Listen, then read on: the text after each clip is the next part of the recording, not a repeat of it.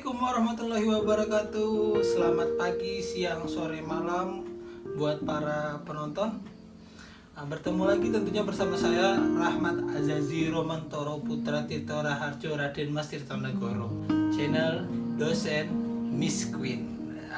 Kenapa namanya Dosen Miss Queen? Ya nanti kita boleh cerita-cerita lah teman-teman, tapi tidak di tema ini ya. Hari ini kita akan membahas tentang bagaimana caranya percaya diri ngomong di depan orang banyak, atau bagaimana cara melatih public speaking.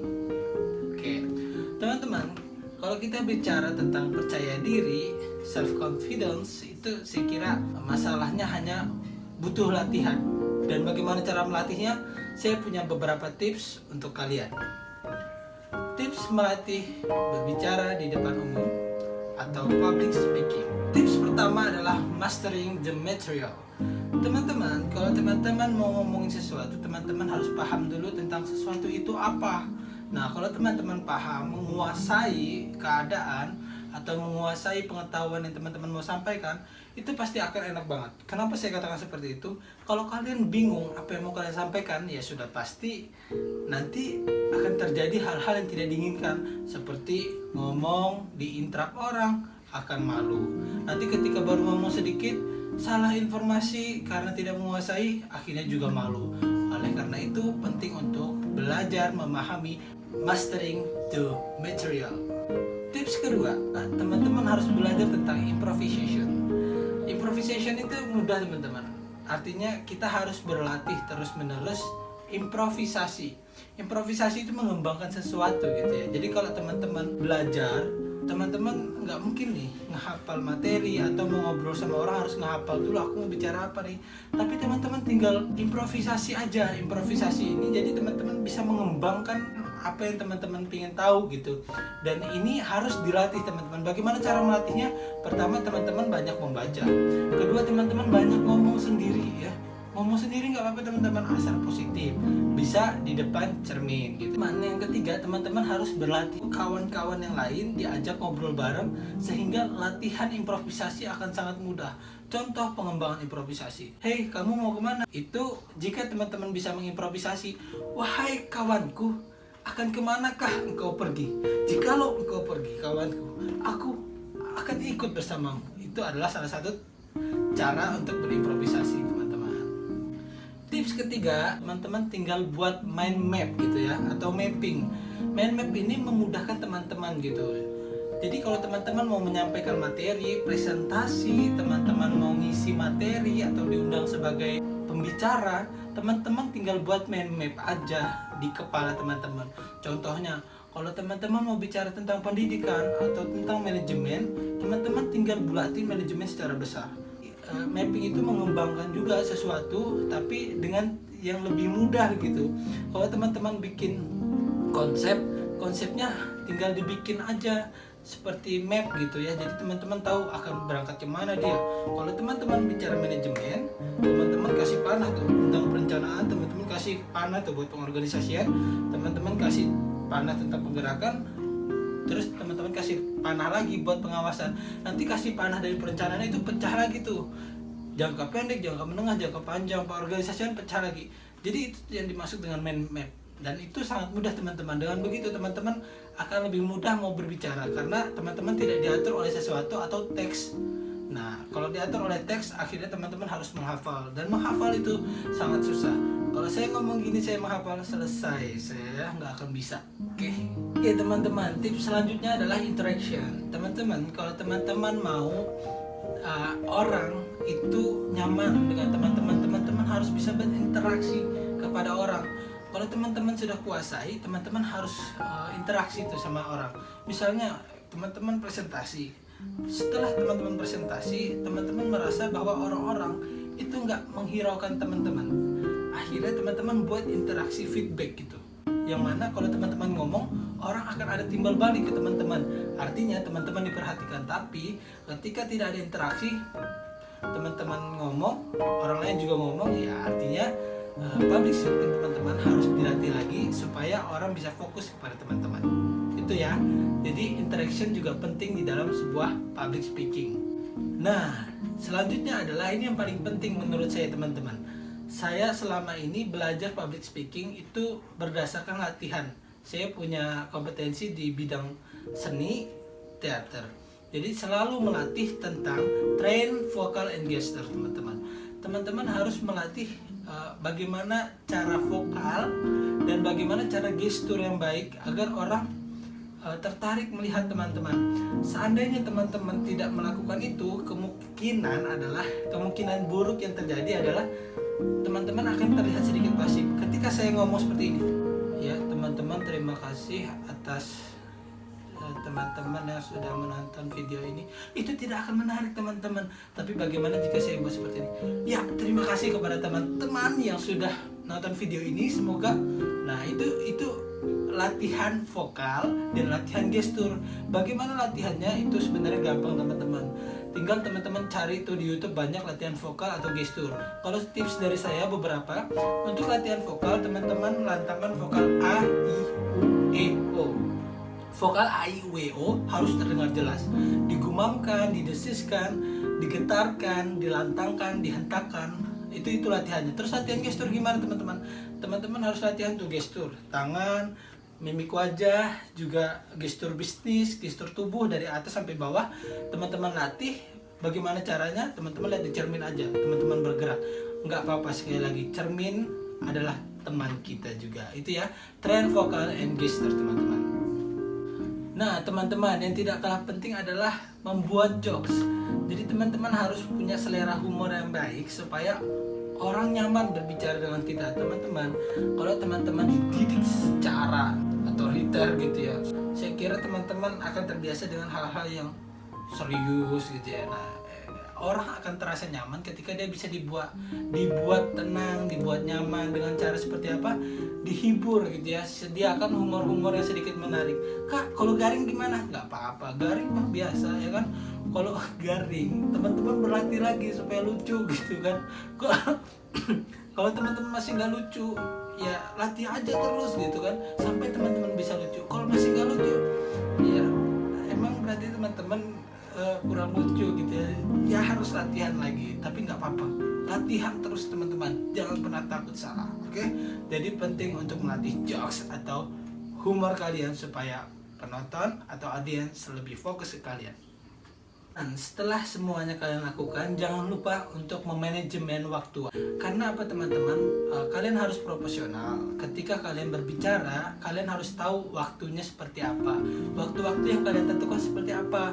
Contohnya, kalian pembukaan gak mungkin kalian bikin 3 menit, itu kelamaan. Bikin aja 1 menit, tapi 1 menit kalian harus bisa membaca ruang dan waktu. Oh kayaknya ini udah mulai ngebosanin, langsung lanjutin. Jangan kelamaan. Kalian harus pandai membaca waktu ketika berhadapan orang banyak atau berbicara di depan orang banyak. Kalian harus pandai melihat situasi dan kondisi teman-teman. Tambahan lagi ya, menurut saya kalian harus improve your style. Kenapa? Pertama teman-teman, gaya kita harus kita perbaiki teman-teman, supaya orang fokus ke kita dan nyaman ngeliat kita. Teman-teman punya ciri khas sendiri, itu bebas, boleh, dan itu harus dipertahankan supaya ada ciri khas khusus dari teman-teman. Kalau kita bicara tentang si ini, wah gini ya style dia tuh begini ya, style dia begini. Nah teman-teman, ciri khas khusus dan teman-teman harus miliki itu sebagai seorang pembicara atau sebagai seorang yang berbicara di depan umum, supaya tetap percaya diri dan tampil hebat.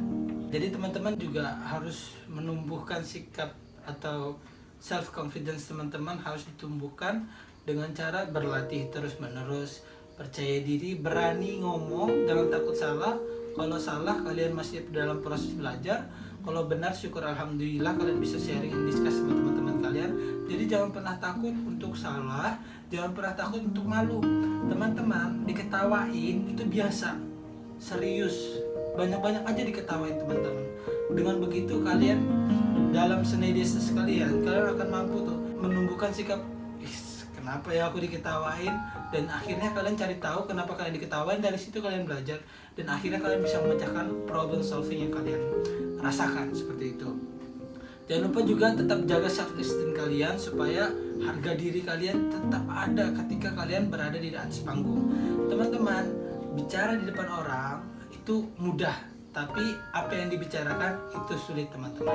Terima kasih karena teman-teman sudah nonton video ini. Jangan lupa like, subscribe, and share channel dosen Miss Queen, teman-teman ya. Teman-teman, sebelum saya tutup, jangan lupa kita sharing di bawah, isi di kolom komentar tentang apa yang teman-teman rasakan ketika berada di depan orang banyak. Bagaimana cara menghadapinya, kita sharing bareng ya teman-teman. Bagi bareng kira-kira apa yang bisa kita share ke teman-teman supaya tentunya kompetensi personal kita bisa berkembang, teman-teman. Sebelum saya tutup, ada pertanyaan di YouTube ya. Pak tanya dong, gimana cara membiasakan kita berpikir kritis sedangkan kita sulit untuk menyampaikan pendapat kita karena faktor malu, takut salah, takut nggak nyambung dan lain-lain. Mungkin ada tips-tips agar bisa membiasakan diri berpikir kritis dan berani dalam menyampaikan sesuatu. Saya juga mau minta tanggapan Bapak. Kemarin ayam, teman-teman, sekarang kucing di atas loteng. Ya Allah, kucing. Mungkin ada tips-tips agar bisa membiasakan diri berpikir kritis dan berani dalam menyampaikan sesuatu. Saya juga mau minta tanggapan Bapak. Menurut Bapak, apakah seseorang yang terbiasa dipaksa untuk melakukan sesuatu itu bisa maju atau berhasil? Mungkin Bapak punya tips-tips biar seseorang bisa berani menampilkan dirinya tanpa harus dipaksa terlebih dahulu. Saya akan jawab ya teman-teman. Cara melatih critical thinking atau berpikir kritis sebagai seorang mahasiswa, sebagai seorang manusia dalam menghadapi sebuah permasalahan. Pertama, kamu harus melatih clarity, kejelasan gitu ya. Contoh simpel, misalnya teman-teman, kita akan belajar tentang manajemen pendidikan ya. Kita nggak akan bisa tahu manajemen pendidikan karena itu terlalu luas, maka pernyataannya dirubah gitu. Teman-teman, hari ini kita akan belajar perencanaan pendidikan, itu yang lebih spesifik. Jadi ini akan melatih clarity kalian. Kalian harus tahu tuh, jelas ya yang disampaikan apa. Aku harus menyampaikan secara jelas gitu. Yang kedua, akurasi kawan-kawan atau keakuratan. Kalau teman-teman mendapatkan sebuah informasi, teman-teman mendapatkan sebuah pembelajaran, kalian harus akurasinya kuat tuh, atau keakuratannya harus kuat. Kalian tanya, dapatnya dari mana? Penulisnya siapa? Begitu juga dengan cara-cara ilmiah yang coba kita terapkan di kampus. Biasa kan footnote itu adalah salah satu akurasi yang paling tepat karena di sana ada tahun, ada tanggal, ada penerbit, penulis. Begitu juga dengan halaman dan lain-lain. Itu salah satu bentuk dari akurasi. Yang ketiga adalah precision, teman-teman, ketepatan. Kalau teman-teman bilang, saya hari ini bawaannya berat. Bawaan berat itu berapa, teman-teman? 3 kilo. Nah, itu salah satu ketepatan yang harus dilatih terus-menerus. Jadi kita harus tahu tepatnya seperti apa. Kemudian relevansi ini ada hubungannya apa enggak? Kalau nggak ada, tinggal. Kemudian logik, kalau ini nggak masuk dari logika, tinggalkan. Tapi kalau bisa dipelajari dulu. Kalau seumpama itu emang terlalu jauh, tinggalkan aja karena itu nggak logik. Intinya, kalau kamu belajar tentang bagaimana berpikir kritis, yaitu kamu melatih mendapatkan informasi secara fundamental atau mendasar. Hal-hal yang mendasar harus kamu telaah kembali. Kamu lihat penulisnya siapa, apa yang dideskripsikan, bagaimana cara memahaminya, bagaimana cara menganalisisnya, bagaimana cara menganalisanya, dan bagaimana cara menyimpulkannya. Itulah tips yang coba saya kasih ke kamu. Silahkan dipelajari, semoga bisa membantu. Terus tadi pertanyaan selanjutnya dari Damayanti, apakah seseorang yang dipaksa atau terpaksa melakukan sesuatu bisa maju? Kalau saya bilang sih sebenarnya tinggal kemauannya dia aja ya. Tapi biasanya kalau kita dalam tekanan, insya Allah kita bisa aja. Selama itu positif, lakuin aja teman-teman. Mau dipaksa, mau tidak dipaksa, kalau itu positif, lakukan. Karena otomatis jika kita ada tekanan, insya Allah secara tidak langsung tekanan inilah yang melatih kita atau mendorong kita supaya lebih keras untuk belajar. Entah itu ada tendensi atau tidak, tapi itu adalah salah satu faktor bagaimana cara-cara orang berhasil. Contohnya banyak orang-orang yang dulunya orang-orang susah tapi sekarang berhasil. Dia berhasil karena apa? Karena tempaannya begitu kuat, teman-teman. Contohnya kehidupannya susah, tidak punya makan, tidak punya minum, tidak punya pendidikan. Akhirnya dengan hal yang seperti itu dia belajar banyak, teman-teman, dan sehingga dia bisa menjadi orang yang sukses. Dan itu adalah salah satu yang saya katakan nggak ada masalah dengan dipaksa atau terpaksa selama itu positif. Terkait dengan berani untuk tampil tanpa harus dipaksa adalah teman-teman harus sadar bahwa teman-teman diciptakan di dunia ini, khususnya di negeri Indonesia, adalah untuk berpikir dan menyampaikan pesan, ide, gagasan teman-teman. Jadi kalau teman-teman hanya menjadi seorang pendiam atau pasif, teman-teman harus belajar lagi supaya negara kita cepat berkembang, dan akhirnya dengan cara seperti itu kita bangga terhadap negara kita sendiri, dan pahlawan-pahlawan yang sudah berjuang juga bangga karena kita ikut berpartisipasi dalam memajukan dengan cara aktif melakukan hal-hal positif. Oke, terima kasih buat teman-teman yang sudah bertanya di kolom komentar. Kita sharing bareng dan discuss bareng. Kalau ada kesempatan saya akan bacakan pertanyaannya dan sambil sharing. Like, subscribe, and share channel Dosen Miss Queen, teman-teman. Thank you, kurang lebihnya saya mohon maaf. Selamat belajar, salam budaya. Assalamualaikum warahmatullahi wabarakatuh.